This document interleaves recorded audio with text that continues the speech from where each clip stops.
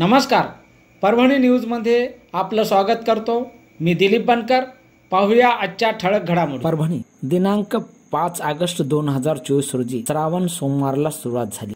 परभणीमधील मृत्युंजय पारदेश्वर मंदिर या ठिकाणी परमपूज्य पारदेश्वर पीठाधीश्वर 1008 सद्गुरू श्री स्वामी सच्चिदानंद सरस्वतीजी महाराज आणि परमपूज्य आचार्य श्री स्वामी महेंद्रानंद सरस्वतीजी महाराज यांच्या उपस्थितीत श्रावण सोमवारला सुरुवात झाली। मृत्युंजय पारदेश्वर मंदिरामध्ये भक्तांची रांग लागली होती।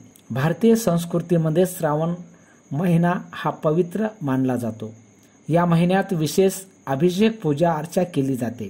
यावर्षी सुरू झालेला श्रावण महिना हा दुर्मिळ योग घेऊन आला आहे, कारण या महिन्याची सुरुवात आणि शेवट सोमवारी होत आहे। तब्बल 71 वर्षांनी हा योग आला आहे असे सांगण्यात येत आहे। तसेच 5 श्रावण सोमवार हा योग यावेळी जोरदार आहे, त्यामुळे भाविकांमध्ये भक्तिमय वातावरण आहे। परभणी न्यूजच्या वतीने घेतलेला हा वृत्तांत।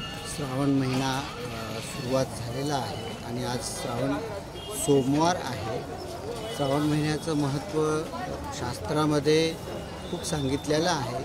ह्या महिन्यामध्ये पवित्र महिना मानला जातो सगळ्या महिन्यांमध्ये, आणि शिवजीचं वास्तविक जे पूजा अर्चना आहे या महिन्यामध्ये विशेष रूपाने केल्या जाते। आणि श्रावण सोमवारी तर विशेष रूपानं शिवजीचं दर्शन, पूजन, अभिषेक हे इथं श्री पारदेश्वर महादेव मंदिरामध्ये होत असतात। आणि सगळ्यांनी भगवान शिवजीचा आशीर्वाद घ्यावा आणि आपलं जीवन जे आहे, सांसारिक जीवनामध्ये जे यश आहे, श्री आहे, हे सगळं प्राप्त करावं।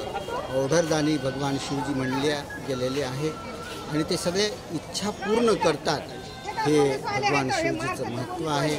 सगळ्यांनी भगवान शिवजीचं दर्शन, पूजन आणि अभिषेकाचा लाभ घ्यावा।